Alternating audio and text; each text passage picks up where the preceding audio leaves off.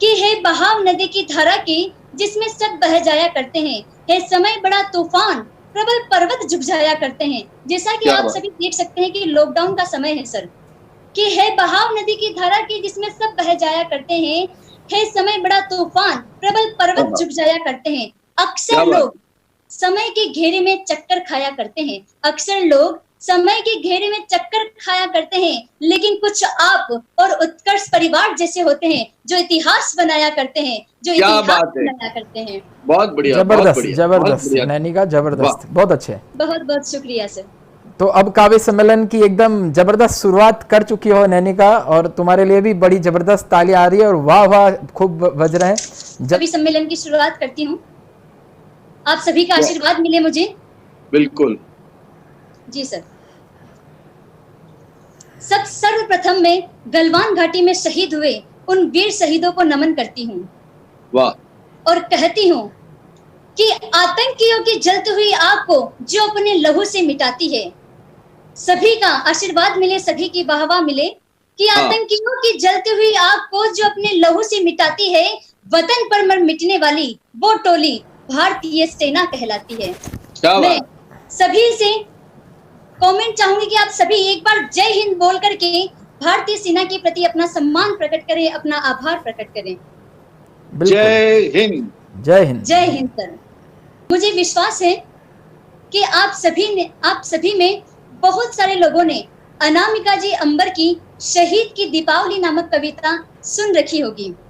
मैं आज वो कविता सुनाऊंगी, ऐसा बिल्कुल नहीं है, ऐसा बिल्कुल मत सोचिएगा, लेकिन मैं आज कुछ नया प्रयोग करना चाहती हूँ सर। सुनाई। अनामिका जी अंबर ने जहां अपनी कविता को खत्म किया, मैं वहीं से अपनी कविता को शुरुआत करती हूँ क्या बात और है। ये आशा रखती हूँ कि अनामिका जी अंबर के पास कहीं मेरे ये शब्द पहुंच जाए तो उनका भी मुझे आशीर्वाद मिले। जिन्होंने जो ये कविता पहली बार सुन रहे हैं उनके लिए मैं 2 लाइन के माध्यम से इनकी भूमिका बांधना चाहूंगी कि शहीद की दीपावली में एक शहीद का बेटा दीपावली पर अपने पिता के आने का इंतजार करता है। उसे नहीं पता कि उसके पिता अब नहीं आएंगे, पर जैसे ही वो अर्थी घर में आती है, हाँ, तो वो कुछ पल उस अर्थी को देखता है, कुछ पल अपनी माँ को देखता है, पुनः उस अर्थी को देखता है, पुनः अपनी माँ को देखता है, और फिर वो 5 साल का भारत का बेटा क्या जवाब देता है कि पापा का जो काम रह गया है अधूरा, लड़कर के देश के लिए करूंगा मैं पूरा। तो सर यहीं से मेरी कविता जन्म लेती है और यहीं से मेरी कविता का आगाज होता है और मैं इस कविता को आज अंजाम तक पहुंचाने का एक नया प्रयोग करूंगी। आप सभी का साथ चाहूंगी, आप सभी का आशीर्वाद चाहूंगी। वो भरत, उस बालक का नाम हम रखना चाहेंगे भरत। अब वो भरत 7 साल का हो चुका है, वो विद्यालय में जाता है और आपको मेरी कविता को पूरी ध्यान में लाना है और उस पूरे विचार को जीना है। उस गणतंत्र दिवस पर बच्चों को तरह तरह की वेशभूषाएं पहनाई जा रही है, किसी को सैनिक की, किसी को नेताजी की, किसी को भगत सिंह की। तो वो बच्चा घर पर आकर अपनी माँ से क्या वर्णन करता है, सुनिएगा। माँ स्कूल में एक प्रतियोगिता ऐसी कराई, मैडम ने सबको अलग अलग ड्रेस पहनाई। उस ढेर में एक खाकी वेशभूषा पड़ी थी, मेरी तो निगाहें वहीं पर अटकी पड़ी थी। फिट आई ना वो मेरे सिवा, रह गई सब शेष, और जीत आया पहन के मैं वीरों का वेश, क्या बात और है, क्या बात जीत आया पहन के मैं वीरों का वेश। अब वो बालक 9 साल का होता है, उसे पता चलता है कि केवल जज्बे से कुछ नहीं होगा, उसके लिए सैनिक बनने के लिए उसे दौड़ की शुरुआत करनी होगी। तो वो क्या कहता है, दौड़ने की शुरुआत करता है और सभी इस बात से वाकिफ है कि जब हम शुरू में दौड़ते हैं तो हमारा अंग अंग जाम हो उठता है। तो वो अपनी माँ से क्या कहता है, माँ पैर में ये कैसी गिठाने हैं बंध गई, लगता है जैसे इन रगों की चाल थम गई। दुखते हैं हाथ पांव बदन कैसा हाल है, कायर के जैसे लगने लगी मेरी चाल है। माँ से अपने बच्चे की ये हालत देखी नहीं जाती। माँ कहती है कि आओ मैं तुम्हें अस्पताल ले चलती हूँ और जो बच्चा जवाब देता है, अगर वो आपको अच्छा लगे तो आप सभी की वाह वाह, आप सभी का आशीर्वाद चाहूंगी कि माँ सरहदों की धूल इसका एक ही इलाज, दे वीरों के किस्सों की गुट्टी मुझको पिलाज, दे क्या बात। वीरों के किस्सों की गुट्टी मुझको पिलाज। बहुत अच्छे। अब वो बालक धीरे धीरे सैनिक बनने के प्रक्रम की ओर चलता है। वो दिन रात दौड़ता है और क्या कहता है अपनी माँ से,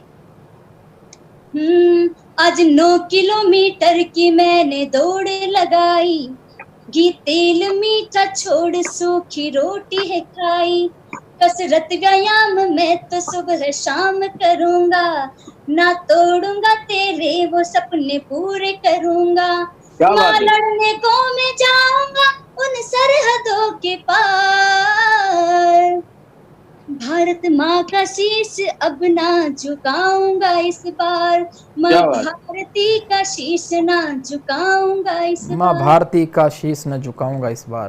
क्या बहुत बात। बढ़िया नैनिका, बहुत बहुत बढ़िया। बहुत और अब जो बहुत अगला बंद में पेश करने जा रही हूँ, अगर आर्मी की तैयारी करने वाले बच्चे उसे अपने आप से कनेक्ट कर पाए तो आप सभी मुझे अपना आशीर्वाद दीजिएगा। क्या कहता है वो, आर्मी के लिए रातों को पढ़ना मुझे होगा।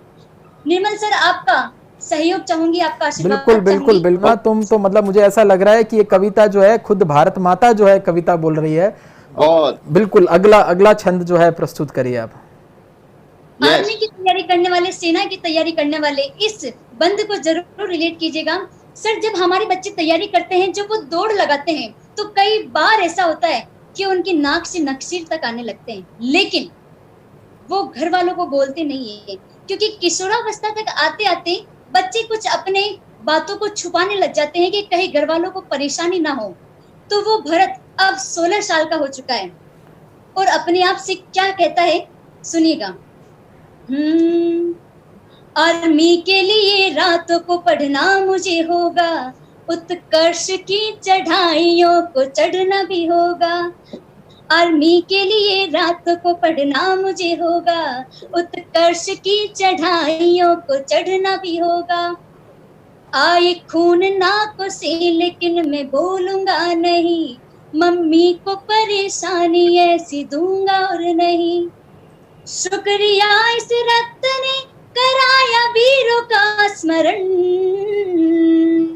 आतंकियों के रक्त से चुकाऊंगा ये ऋण, आतंकियों के रक्त से चुकाऊंगा ये ऋण। और इसी जज्बे के सहारे सहारे चलते चलते, दिन रात पढ़ाई करते करते उस भरत की आखिरकार सेना में चयन हो ही जाता है। वाह। उसकी नौकरी लग जाती है और जब नौकरी लग जाती है तो जज साहब, आप जानते हैं कि जैसे ही लड़की की नौकरी लगती है उसके लिए शादी के रिश्ते आने शुरू हो जाते हैं। हाँ, हाँ, हाँ।